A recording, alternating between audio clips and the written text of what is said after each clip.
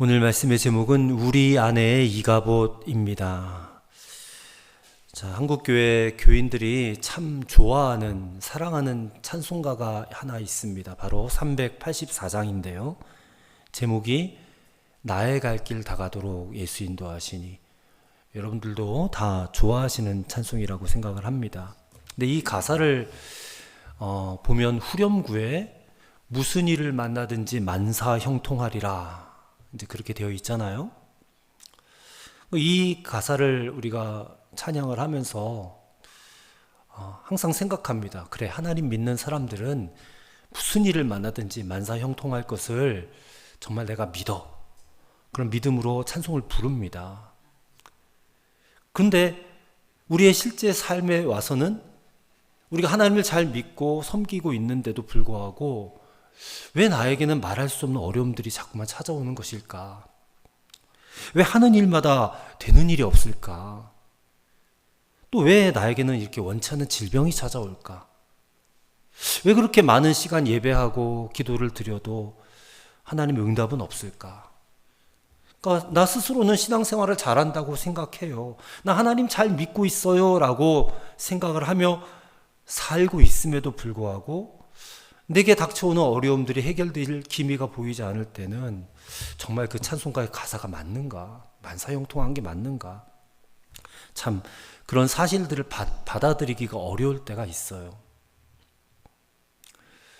우리는 대개 고난이 찾아오면 내 안에 혹시 어떤 죄 때문에 이런 고난이 찾아온 건 아닌가? 물론 죄로 인하여 찾아오는 징계와 고난이 있습니다. 성경이 그것을 부정하지 않아요. 근데 다 죄 때문인 것은 아닙니다. 우리가 욥기를 읽어보면 욥이라는 사람의 그 신앙의 연단과 또 성숙을 위해서 예기치 않은, 의도하지 않은 또 그런 불의한 그런 고난을 당할 때도 있어요. 자, 근데 오늘 본문의 말씀을 읽어보면 오늘 본문은 분명히 인과관계가 있습니다. 왜 이스라엘 백성들에게 이 고난이 찾아왔고 패배가 찾아왔는지, 그것은 바로 그들이 분명히 하나님을 떠난 신앙생활이었기 때문이었다는 것을 우리에게 잘 알려주는 그런 말씀입니다. 자, 오늘 본문은 이스라엘이 블레셋과 전쟁을 치르는 이야기예요. 블레셋이 먼저 이스라엘을 침공해 왔습니다. 그렇게 해서 전쟁이 시작이 되었는데 처음부터 이스라엘에게는 불리하게 돌아갔어요. 이스라엘은 첫 번째 전투에서는 4,000명의 군사를 잃는 수모를 겪게 됩니다.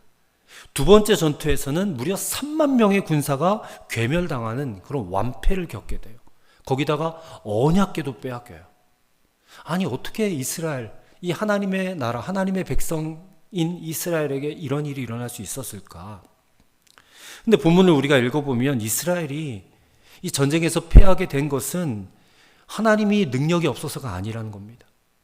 여기에는 분명히 이스라엘 백성들의 잘못된 신앙이 드러나고 있습니다. 그래서 이와 같은 참혹한 결과를 가져올 수밖에 없었다는 것이죠. 그래서 인과관계가 분명하다는 거예요. 그래서 오늘 우리는 이 이스라엘 백성들이 이와 같이 참혹한 패배의 결과를 맞을 수밖에 없었던 그 원인이 무엇인가를 좀 살펴봐야 될 줄을 믿습니다. 그리고 오늘 우리에게는 혹여라도 그런 잘못된 신앙의 모습은 없는지를 좀 생각해보고, 그리고 하나님 앞에 회개하기를 바랍니다. 그래서 다시금 우리 안에 하나님의 영광이 회복되어지는 그런 신앙이 되시기를 간절히 소망합니다. 자, 첫째로 외식하는 신앙을 정말 경계하셔야 된다는 겁니다. 자, 1절의 말씀을 보십시오. 블레셋이 전쟁을 일으켰을 때에 이스라엘 백성들이 어디에 진을 쳤냐면 에벤에셀이라고 하는 곳에 진을 쳤어요. 에벤에셀 너무나 유명한 지명이죠. 그 지명의 뜻은 도움의 돌이란 뜻입니다. 도움의 돌. 그래서 이스라엘 백성들은 이곳을 전략적 요충지로 여기고 여기에서 진을 치면 하나님의 도움을 분명히 받을 수 있을 것이다 라고 생각하면서 이제 거기에 진을 친 것입니다. 그런데 오늘 본문을 보시면 그들은 에벤에셀이라고 하는 그 곳에서 정말 하나님의 도우심을 구하는 그 어떤 일도 하지 않았어요. 에벤에셀이라고 하는 영적인 장소에 진을 쳤음에도 불구하고 그들 내면에는 무슨 하나님의 인도하심에 대한 신앙이 보이질 않는 거예요. 그곳에는 하나님의 영에 감동받은 사사도 없어요. 그리고 이스라엘 군대를 이끌어가는 대장이나 어떤 그런 이끌어가는 사람들의 어떤 기도나 신앙의 고백도 없어요. 그냥 무작정 전쟁터로 나서는 군인들만 지금 버티고 있었던 것입니다. 그래서 그 결과가 2절에 이렇게 말씀하고 있어요. 블레셋 사람들이 이스라엘에 대하여 전열을 벌이니라. 그 둘이 싸우다가 이스라엘이 블레셋 사람들 앞에서 패하여 그들에게 전쟁에서 죽임을 당한 군사가 4,000명가량이라. 자, 왜 패했을까? 하나님과 아무런 상관이 없이 그저 도움의 돌이라고 하는 에벤에셀이라는 곳에 진만 쳤다는 거예요. 그렇게 하면 하나님이 도와주겠거니, 그런 막연한 생각으로 전쟁을 치른 그 결과가 4,000명이 죽임을 당하는 참혹한 패배로 이어지게 된 것입니다. 그래서 저는 이 대목을 보면서 이 이스라엘 백성들의 신앙이 한마디로 예수님이 말씀하신 것처럼 외식하는 신앙이었구나. 외식하는 신앙. 이 외식하는 신앙, 우리가 산상수훈 말씀을 작년에 우리가 산상수훈을 쭉 읽어가면서 여러 번 등장을 하지 않았습니까? 예수님께서 마태복음 6장 1절에서 이 외식하는 신앙을 잘 설명해 주셨어요. 사람 앞에 나타내 보이거나 칭찬만 받으려고 하는 모든 행위를 외식하는 신앙이다라고 분명히 말씀하셨어요. 근데 이 외식이라고 하는 그 헬라어의 원뜻을 살펴보니까 가면을 쓴 배우란 뜻입니다. 가면 쓴 배우. 그러니까 이게 배우는 그 앞에서 연기를 하면서 그게 자신의 인생이 아니고 자신의 내면이 아니잖아요. 그냥 보여지기 식으로 잘 보여지면 그만인 것 아닙니까? 근데 이게 신앙인이 가면을 써버리면 어떻게 되는 거예요? 겉으로는 하나님을 잘 믿는 것 같은 그런 행동을 하긴 해요. 하지만 실제로는 하나님보다 사람의 시선을 더 의식하는 그런 신앙이에요. 외식하는 신앙이라는 게. 그래서 대표적인 외식하는 사람들이 누굽니까? 바리새인들이잖아요. 근데 바리새인들은 당시 유대 백성들에게 존경과 사랑을 받았어요. 왜냐하면 저들은 정말 경건함의 모델이야. 의의 기준이야. 근데 예수님은 그 바리새인들을 향해서 이 독사의 자식들아 하면서 외식하는 자라고 막 책망을 하셨잖아요. 왜 그렇습니까? 그들의 경건은 하나님 앞에서의 경건이 아니었다는 거예요. 그들의 경건은 사람들 앞에서 칭찬받기 위한 경건이에요. 그래서 길거리에 나와서 손을 높이 들고 하나님을 향해서 내가 이렇게 하나님 앞에 장황하게 기도한다. 그리고 남들에게 보이기 위한 구제를 한다. 금식을 해도 꼭 티가 나게 금식을 한다. 그런 내용들을, 위선들을 예수님이 책망을 하셨지 않습니까? 그래서 마가복음 7장 6절 7절에 예수님이 이사야의 말씀을 인용해서 이렇게 책망을 하십니다. 이 백성이 입술로는 나를 존경하되 마음은 내게서 멀도다. 사람의 계명으로 교훈을 삼아 가르치니 나를 헛되이 경배하는도다. 그랬어요. 하나님 앞에서 하는 것 같았지만 실상은 세상의 교훈과 사람의 칭찬을 구하고 있었다. 이 바리새인의 위선, 이 외식하는 신앙이 오늘 우리에게는 없습니까? 오늘 우리에게도 이와 같은 모습이 분명히 있단 말이에요. 그래서 이런 위선의 모습을 가지고, 외식적인 신앙의 모습을 가지고 살아가고 있으니 오늘날 교회가 힘을 잃고 자꾸 세상의 조롱거리가 되어가고 있는 것이에요. 우리는 우리 자신의 문제는 들여다보지 않고 그냥 세상이 악하니까, 시대가 악하니까 하고 자꾸 세상 탓, 시대 탓만 하고 있어요. 근데 물론 세상 탓도 있고 시대 탓도 있어요. 하지만 더 큰 문제는 뭐냐?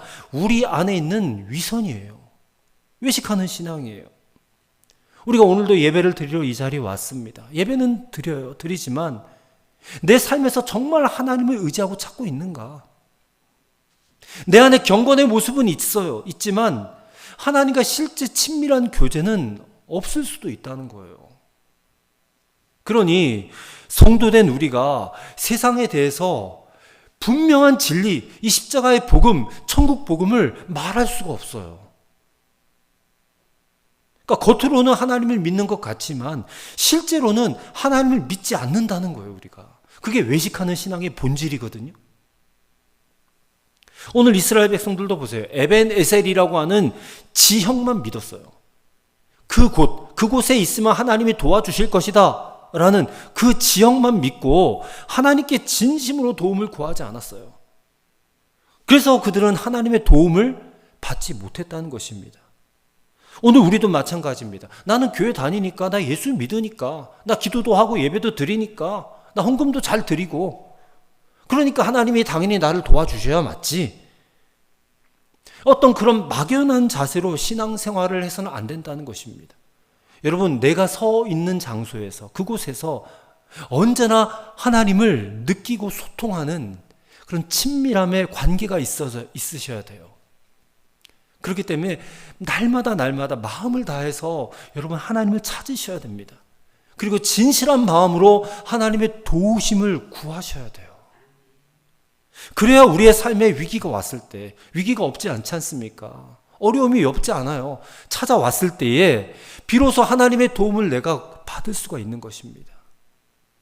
그래서 하나님의 도움을 받으면 우리 아까 384장 찬송의 가사처럼 무슨 일을 만나든지 그 무슨 일에는 어려운 일도 있잖아요. 힘든 일도 있잖아요. 고통스러운 일도 있잖아요. 그러나 하나님의 도우심을 받으면 그 일들을 잘 풀어갈 수 있게 되는 줄 믿습니다. 그렇게 해서 만사의 형통이 이루어지는 것이겠죠. 그 하나님을, 살아계신 하나님을 진심으로 구하고 찾고 두드리시는 그런 여러분의 신앙생활이 꼭 되시기를 주님의 이름으로 간절히 바랍니다. 자, 그 다음 두 번째로는요, 종교적 유물을 신처럼 섬기는 기독교 무속신앙에 빠져서는 안 된다는 것입니다. 자, 첫 번째 전투에서 패한 이스라엘 백성들이요, 진영으로 돌아와서 무슨 말을 한지 들어보십시오. 3절입니다. 백성이 진영으로 돌아오매 이스라엘 장로들이 이르되 여호와께서 어찌하여 우리에게 오늘 블레셋 사람들 앞에서 패하게 하셨는고. 자, 여기까지는 뭐 특별히 이상한 게 없어요. 그래, 하나님이 우리를 패하게 하셨어. 그게 깨달아졌다면 이제 어떻게 해야 되겠습니까? 아, 우리 안에 불신앙이 있지 않았는가, 뭔가 잘못된 점이 있지 않았는가, 그것을 좀 찾고, 그것이 찾아졌다면 하나님 앞에 정말 전심으로 통곡하고 옷을 찢고 회개해야 하지 않았어요? 근데 그들은 그렇게 하지 않고 무슨 일을 도모하는지 보십시오.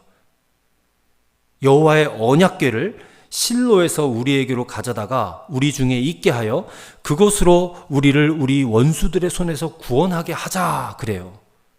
언약궤, 하나님의 법궤, 언약궤를 전쟁터로 가지고 나가자. 그러면 이 언약궤가 우리로 하여금 승리를 거두게 해줄 것이다, 이런 얘기를 하는 거예요. 자, 이 언약궤에는 무엇이 들어있냐면 이게 상자거든요. 상자인데 그 상자 안에 십계명의 두 돌판이 들어있고 만나를 담은 항아리가 들어있고 또 아론의 쌍난 지팡이가 들어있어요. 이 세 가지 그 물건들이 들어가 있는데, 그러면 이 세 가지 물건이 뭘 의미하는가?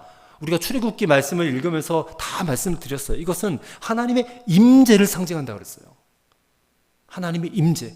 십계명 두 돌판은 말씀이고 만나를 담은 항아리는 예수 그리스도를 상징하고요, 아론의 쌍난 지팡이는 성령을 상징한다, 이렇게 이제 신학자들이 해석은 하지만 어쨌든 성부, 성자, 성령 삼위일체 하나님의 거룩한 임재를 상징하는 이 언약궤예요. 그리고 그 언약궤 위에 뚜껑이 덮여져 있는데 이 뚜껑은 시은좌, 또 속죄소라고도 불려요. 거기에 1년에 한 번 대제사장이 짐승의 피를 담아가지고 그 위에 뿌리면서 이스라엘 백성들의 죄를 속죄하는 그런 곳이에요. 그러니 이 언약궤는 정말 놀라운 성물이죠. 그래서 이 언약궤가 이스라엘 백성들이 출애굽에서 이제 광야 생활을 할 때 언약궤가 이끄는 대로 이들이 따라간 거예요.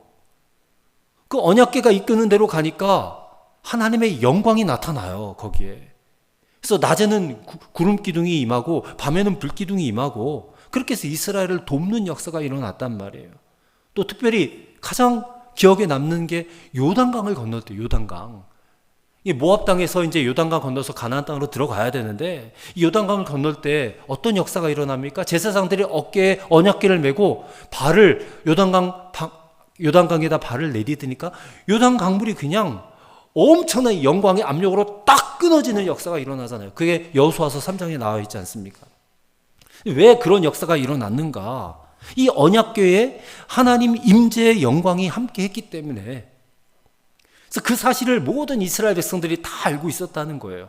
그래서 이 언약궤만 가지고 오면 하나님의 영광이 나타나겠지. 그래서 블레셋을 우리는 전멸시킬 수 있을 거야. 그렇게 생각을 한 것입니다. 그래서 언약궤를 전쟁터로 가지고 나간 거예요. 그런데 문제는, 자, 그들이 이 언약궤를 단순히 그저 전쟁의 수호신 정도로, 그리고 어떤 애군이나 때우는 그런 부적 정도로 여겼다는 거예요. 그게 왜 그런 말을 할 수 있느냐 하면 3절의 끝절에 보세요. 그것으로, 그러니까 언약궤로 우리를 우리 원수들의 손에서 구원하게 하자, 이러잖아요. 하나님이 아니라 언약궤, 그 물건으로 우리를 원수들의 손에서 구원하게 하자. 그러니까 언약궤를 지금 어떻게 대하고 있는 것입니까? 언약궤의 주인 대신 하나님은 무시해버리고 언약궤, 그 물건 그 자체의 능력만을 지금 믿고 있는 거예요. 물론 과거에 하나님께서 쓰셨던 언약궤라 할지라도 이 언약궤 자체에 무슨 신비한 능력이 나타나는 것입니까? 그렇지 않잖아요. 그건 그냥 하나님께서 사용하신 하나의 도구에 불과할 뿐이에요. 하나님께서 명령하실 때에 사용된 도구를 통해서 능력이 나타나는 것이지, 하나님과는 아무런 상관없이 그냥 언약궤 자체만으로는 아무런 능력이 나타날 수가 없는 것이죠. 근데 이스라엘은 지금 어떤 생각을 하고 있어요? 하나님의 능력을 하나의 어떤 미신적인 방법으로 끌어올 수 있다라고 본 거예요. 하나님의 능력을 끌어다 당겨다 쓰는 거예요. 하나님이 이 전쟁을 패배하게 하셨으니까 그 하나님을 좀 붙잡고 강제로라도 전쟁터로 끌고 가야 되겠다라고 하는 그런 못된 심리가 그들 마음속에 있는 거예요. 강제적으로라도 내가 복을 받고 내가 잘되게 하게, 형통하게 하기 위한 수단으로, 하나님을 내 자신의 유익을 위한 수단으로 삼겠다라고 하는 정말 상상할 수도 없는 신성 모독의 자세가 이 지금 언약궤를 전쟁터로 끌고 오는 모습 속에 들어가 있는 거예요. 여러분, 이것은 하나님을 존중히 여기는 것입니까? 하나님 멸시하는 거예요. 자, 반면에 블레셋 사람들은 이 언약궤가 이스라엘 진영에 도착했다라는 소문을 들었어요. 자, 그러자 그들이요 서로를 격려해요. 자, 9절을 보시면 너희 블레셋 사람들아 강하게 되며 대장부가 되라 그래요. 저쪽에 지금 하나님의 그 신이 임하였다 하면서 이제 우리가 더 마음을 굳게 하고 강하게 하고 대장부가 되어서 열심히 한번 싸워보자. 참 묘한 대조예요. 누가 하나님의 백성인지 혼동될 지경이에요. 자, 하나님은 이 블레셋 사람들의 손을 들어서 이스라엘을 치십니다. 살육이 심히 컸다고 그래요. 그래서 무려 3만 명이나 죽었습니다. 그 언약궤는 블레셋 족속에게 빼앗기고 말았어요. 그리고 엘리의 두 아들 홈리와 비나스는 그 전쟁터에서 한날 한시에 죽고 말았어요. 자, 그들이 살아계신 하나님을 경외하지 않고 그냥 언약궤 자체의 능력만 가지고 이 언약궤를 하나님같이 여겼기 때문에 저는 이 신앙이 이 기독교 무속신앙이라고 보는 거예요. 이 하나님 불쾌하게 만드는 거거든요. 하나님은 무시하고 언약궤라는 물건을 하나님처럼 섬긴 거 아니겠어요? 이게 그들의 실패 원인이었다라는 것입니다.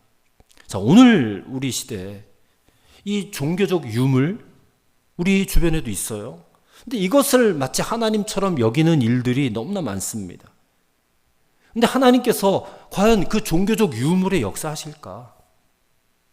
어떤 미신적 형태를 띤 신앙의 모습이 우리의 삶 가운데 나타나요. 우리 성경책이 귀해요. 성경책 주일날 교회 오면서 옆에다 이렇게 딱 끼고 와요. 이 성경책이 귀한 것이긴 하지만 이 성경책 자체에 무슨 능력이 나타나는 도구는 아니에요. 십자가가 교회의 상징이지만 저 십자가가 무슨 마귀를 쫓아내는 그런 능력이 나타나는 건 아니란 말입니다. 아무리 교회 안에 있는 성물이라 할지라도 여기 있는 어떤 그런 그 어떤 물건 자체가 신성시 되어질 수는 없는 것이라는 거예요. 목사가 설교하는 이 강대상도 뭐 없인 여겨서는 안 되겠지만 이 강대상을 숭배해서도 안 되는 거예요. 목사가 신방을 가서 가정마다 축복해요. 복을 빌지만 정말 그 가정에 복이 임하는 것은 하나님 말씀대로 순종했을 때 복이 임하는 것이지 목사가 가서 축복했다고 복을 빌었다고 해서 복이 되는 건 아니라는 거예요. 우리가 12월 31일 날 밤에 송구행신 예배 드리는데 어떤 교회에서는 말씀 뽑기 이런 거 해요. 그래서 우리 가정에 1년 동안 하나님이 축복의 말씀을 주셨다. 말씀 뽑기. 다 뭐 좋은 말씀, 축복의 말씀 넣어놨죠. 근데 저는 그것도 마뜩치 않아요. 그렇게 하는 것도. 꼭 무속신앙 같아요. 미신 같아요. 여러분, 돌 비석에 새겨진 하나님의 말씀의 능력이 있는 것이지 그 돌 비석 자체가 무슨 능력이 있는 건 아니라는 거예요. 복을 많이 빌었다고 해서 복이 오는 것도 아니에요. 여러분, 오늘날 우리가 얼마나 상상할 수도 없는 신성 모독의 자세를 갖고 신앙생활을 하고 있는지 우리가 돌아봐야 됩니다. 오늘 이스라엘 백성들처럼 하나님보다 언약궤를 더 의지하는 그런 신앙은 하나님을 비인격적으로 대하는 거예요. 여러분, 하나님은 인격적 하나님이십니다. 기분 나쁘게 하면 안 되는 거예요. 하나님을 모독하고 하나님 불쾌하게 만들면 안 된다는 것입니다. 우리가 하나님의 도우심을 잊기를 원하잖아요. 그러면 하나님을 존중히 여기셔야 돼요. 그리고 하나님을 존중히 여기는 방법이 무엇이라고 했습니까? 사무엘상 2장 말씀을 우리가 읽으면서 하나님을 존중히 여기는 것은 하나님 앞에 예배 잘 드리는 거예요. 그리고 예배를 통해서 주시는 하나님의 말씀에 온전히 순종하는 거예요. 그게 하나님을 존중히 여기는 거예요. 그래서 우리는 이렇게 하나님을 비인격적으로 대우하는 무속신앙에서 반드시 벗어나야 될 줄을 믿습니다. 인격적인 하나님을 온전히 신뢰하고 그분의 말씀에 귀를 기울이며 그 말씀에 적극적으로 순종해 나가는 그런 저와 여러분이 되실 수 있기를 간절히 소망합니다. 그 다음 세 번째로는 회개함으로 하나님의 영광을 회복해야 한다라는 것입니다.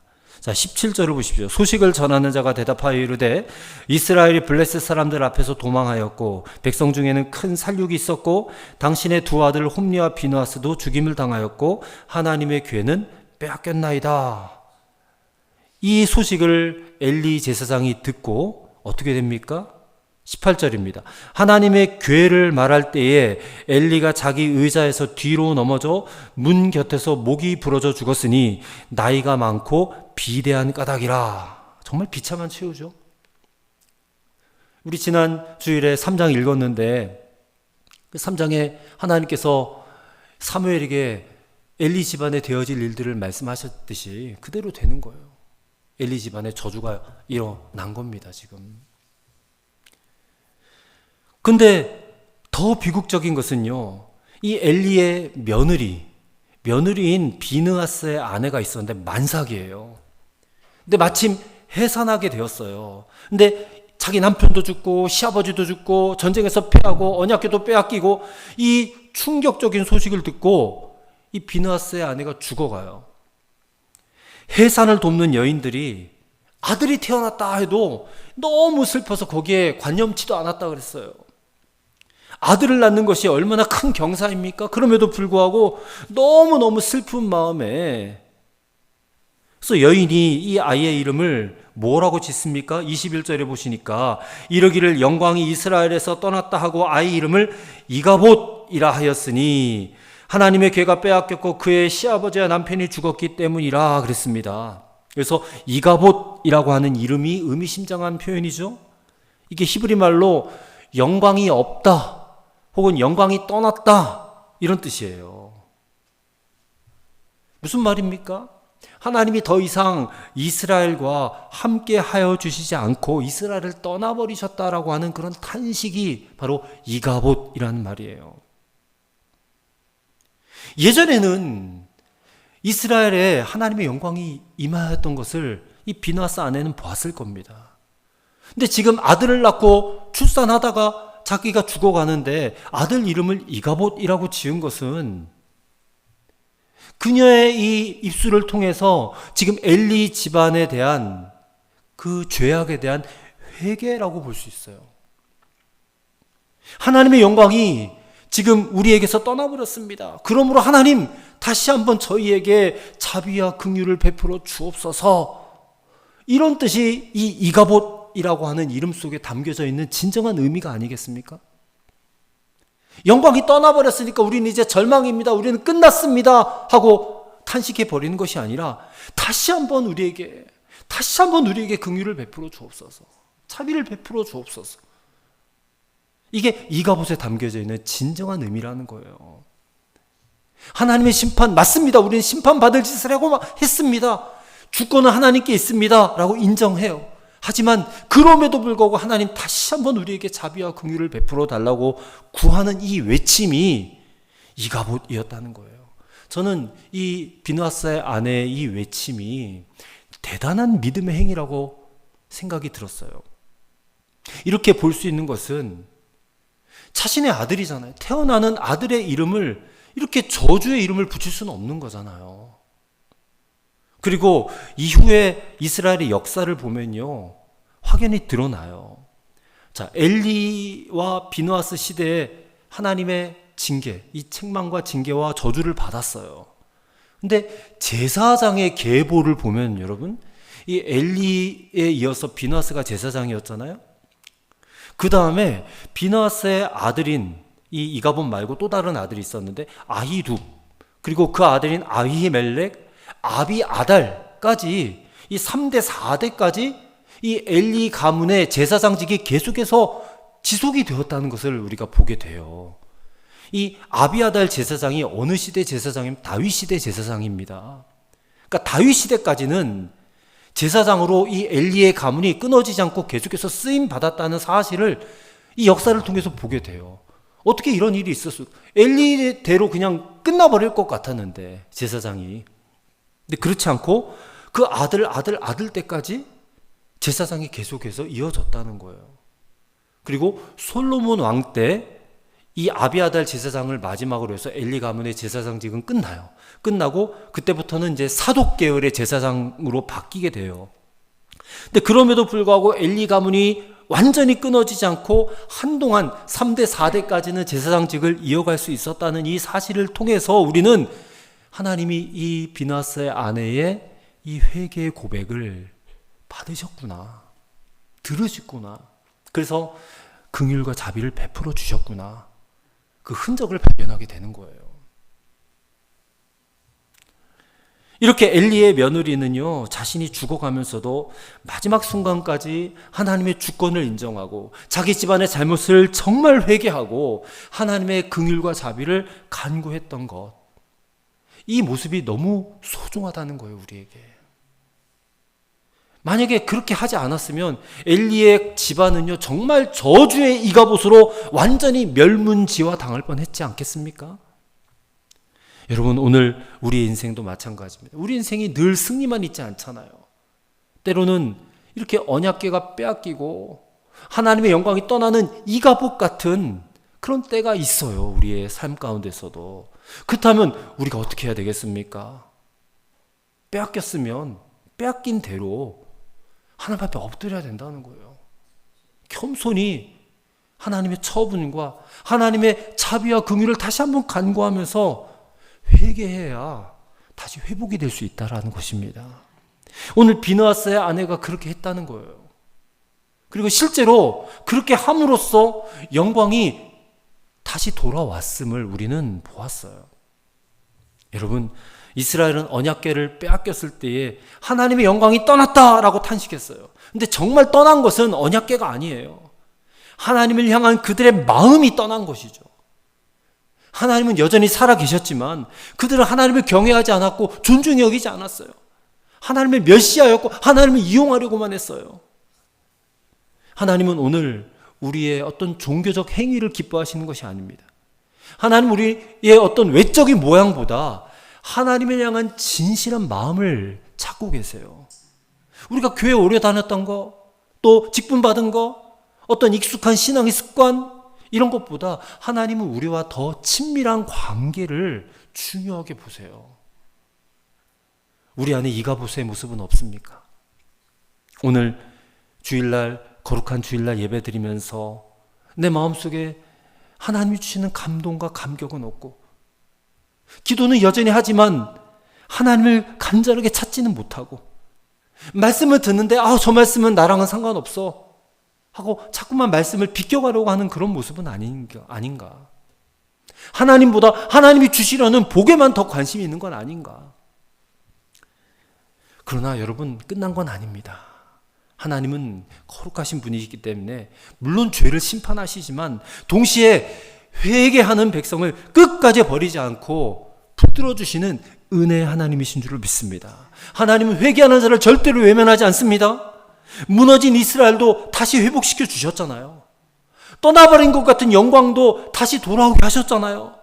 중요한 것은요, 하나님 앞에 변명하지 않는 거예요. 하나님 앞에 겸손히 엎드리는 거예요. 그리고 그분의 자비와 긍휼을 구하는 거예요. 그래서 오늘 말씀의 결론입니다. 우리 안에 외식과 위선을 버리십시다. 하나님을 이용하려고 하는 그런 신앙도 버리십시다. 하나님보다 다른 것 의지하려고 했던 것들, 그런 것들 다 버리셔야 돼요. 주님, 내 안에 이가봇이 여전히 있습니다. 하지만 회개합니다. 그래서 다시 하나님의 영광으로 채워 주옵소서. 그렇게 하나님께 간절하게 엎드릴 때에 하나님께서는 우리의 가정과 우리의 일터와 우리 교회 가운데 당신의 영광을 반드시 회복시켜 주실 줄로 믿습니다. 그것이 오늘 우리의 결론이 되어야 될 줄로 믿어요. 기도하시겠습니다. 잘못된 신앙이 가져온 이 참혹한 전쟁의 패배 속에서 오늘 우리 자신을 바라보게 하옵소서. 우리도 이스라엘 백성들처럼 하나님 믿는 신앙이 외식이 아닌지 들여다보게 하옵소서. 내가 있는 자리에서 언제나 하나님을 느끼고 친밀하게 소통하게 하옵소서. 내 마음을 다하여 하나님을 찾게 하시고 진실한 마음으로 하나님의 도움을 구하게 하옵소서. 그럴 때 우리를 도우시는 진정한 에베네셀의 하나님을 만나게 될 줄로 믿습니다. 하나님의 영광이 떠나버린 이가봇의 자리에서도 어서 속히 회개함으로 하나님의 영광을 회복하는 신앙의 자리로 나아가게 하여 주옵소서. 예수님의 이름으로 기도드리옵나이다. 아멘.